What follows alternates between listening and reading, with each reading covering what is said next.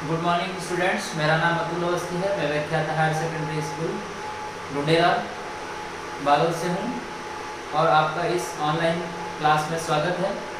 ये मेरी दूसरी वीडियो है। कल हमने साझेदारी फर्म की परिभाषा, विशेषता, महत्व और साझेदारों के अधिकार के विषय में पढ़ा था। साथ ही साथ साझेदारी संलेख के बारे में हमने जाना था। आज जो है हम साझेदारी संलेख के अभाव में क्या नियम लागू होंगे, यदि साझेदारी संलेख नहीं बना है, हमने मौखिक समझौता किया है, तब हम लोग क्या नियम हमारा लागू होगा, इस विषय पर हम चर्चा करेंगे। जैसे एक एक करके हम डील करते हैं। जैसे पहला, यदि साझेदारी संलेख का अभाव हुआ तो क्या नियम लागू होगा। पहला है व्यवसाय संचालन में भाग लेने का अधिकार।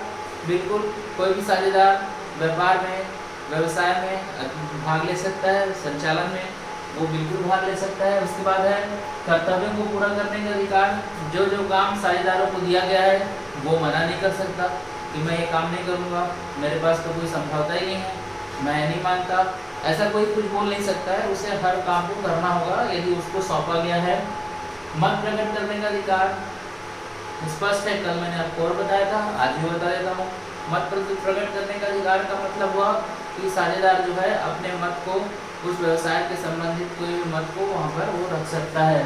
उसके बाद आता है आपका हिसाब किताब बही देखने का अधिकार। कोई भी साझेदार जब चाहे, यदि साझेदार संलेख नहीं बना है तो वो जो है कोई भी साझेदार जो है खाता बही को कभी भी देख सकता है। उसके बाद आता है पारिश्रमिक दे नहीं। कोई भी साझेदार यदि काम करता है, अतिरिक्त कोई कार्य करता है, तो उसे पारिश्रमिक इसमें दे नहीं होगी। यदि स्पष्ट कहीं जानकारी नहीं होगा तो उसे पारिश्रमिक दे नहीं होगा साझेदारी के संलेख के अभाव में। ये हमारे क्वेश्चन में काम आएगा। जब हम क्वेश्चन करेंगे तब ये काम आएगा। लाभ हानि के वितरण। लाभ हानि का वितरण, जब भी व्यवसाय होगा तो लाभ या हानि होगा, तो उसका वितरण करेंगे तो किस तरह से करेंगे, समान अनुपात में करेंगे। क्योंकि साझेदारी संलेख में कुछ स्पष्ट लिखा नहीं है, तो अभाव ही है, तो हम जो है क्या करेंगे, यहाँ पर समान अनुपात में वितरण करेंगे। उसके बाद आता है पूंजी पर देय ब्याज, है ना। पूंजी पर जो ब्याज देते हैं, आपको पता है कि 6% ब्याज दिया जाता है, तो वो ब्याज दे नहीं होगा यदि साझेदारी संलेख का अभाव होगा तो।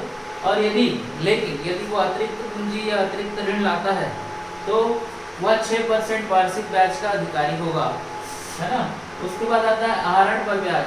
आहरण पर ब्याज भी ये दे नहीं होगा और लेना नहीं है उनसे आहरण पर ब्याज। यदि कोई साझेदार आहरण करता है तो उस पर कोई ब्याज लेना नहीं है। क्षतिपूर्ति कराने का अधिकार। लापरवाही पर भी क्षतिपूर्ति। इसका मतलब क्या हुआ, कोई गलती से कुछ व्यवसाय में नुकसान हो जाता है तो उसे क्षतिपूर्ति या लापरवाही पूर्ण कोई गलती करता है, जानबूझकर कोई गलत काम करने से व्यवसाय को नुकसान होता है, तो वो क्षतिपूर्ति भी उस साझेदार द्वारा किया जाएगा। उसके बाद आता है फर्म की संपत्ति का उपयोग केवल व्यवसाय के लिए। फर्म में जितनी भी संपत्ति होगी, व्यवसाय की जितनी संपत्ति होगी, वो केवल और केवल किस काम आएगा, व्यवसाय के काम आएगा। उसका निजी उपयोग आप नहीं कर सकते।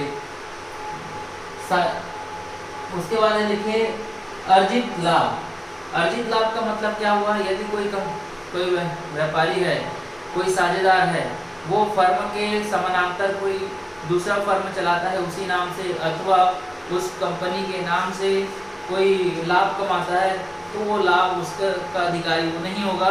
उस सारे लाभ को कंपनी में साझेदारी में क्या करना पड़ेगा, साझेदारी फर्म में उसे लाना होगा और वो अपना खुद लाभ को ले सकता नहीं। उसके बाद आता है साझेदारी की मृत्यु या दिवालिया होने पर साझेदारी फर्म का अंत हो जाएगा। अपने आप ही अंत हो जाएगा। जब यदि कोई साझेदार उनकी मृत्यु हो गई या वो दिवालिया हो गया तो वो साझेदार फर्म का अंत हो जाएगा। उसके बाद है अधिकार हस्तांतरण पर प्रतिबंध। कभी कभी क्या होता है कि कोई साझेदार होता है, नहीं मैं अपने पुत्र को दे देता हूँ अपने व्यवसाय, ये साझेदारी फर्म को वो काम करेगा, या किसी दोस्त को दे देता हूँ, तो ये इसमें हस्तांतरण नहीं होता है, अधिकारों का हस्तांतरण नहीं होता है। जो साझेदार होता है वही साझेदार उस व्यवसाय का मूल होता है, उसे हस्तांतरित नहीं किया जा सकता। उसके बाद है बहुमत पर निर्णय। इसका मतलब होता है कि जो भी व्यवसाय से संबंधित जो भी निर्णय होगा वो बहुमत के आधार पर ही होगा। देखिए अब इसमें साझेदारी संलेख के अभाव में जो नियम है उसमें हमको जो मुख्य मुख्य हमको काम आने वाला है, एक पारिश्रमिक वाला काम आना है, पारिश्रमिक हो गया और कमीशन हो गया, ये जो है वो दे नहीं होगा।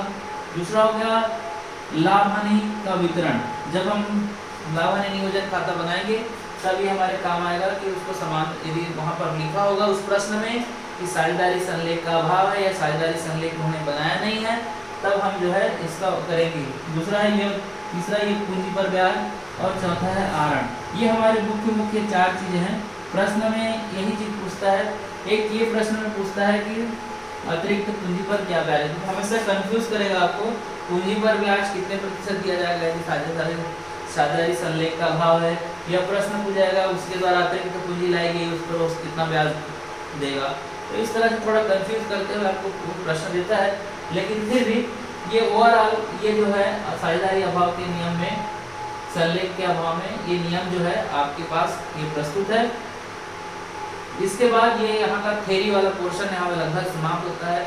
कल हम एक नया जब बनाएंगे और वीडियो, तो उसमें हम जो है आपको अब प्रैक्टिकल की ओर लेके जाएंगे। प्रैक्टिकल में साझेदारी लाभ हानि नियोजन खाता कैसे बनाते हैं उसका हम लोग करेंगे, और इसमें से एक क्वेश्चन आप लोगों को और देंगे होमवर्क के लिए, वो आप लोग बनाएंगे, एक समझा के दूंगा, फिर आप एक होमवर्क करिएगा। उसके बाद देखिए यहाँ पर जो है साझेदारी अधिनियम ये की अधिकतम संख्या, कल मैं ये टॉपिक छूट गया था, तो मैं ये बताना चाहता हूँ कि यदि सामान्य व्यवसाय है तो उसमें अधिकतम संख्या 20 होगी, और यदि बैंकिंग व्यवसाय है, बैंक से संबंधित व्यवसाय है, साझेदारी संस्था करती है, तो उसमें अधिकतम संख्या होगी 10। ये साझेदारी अधिनियम 1932 के तहत है। कई बुक में अलग अलग दिखते हैं।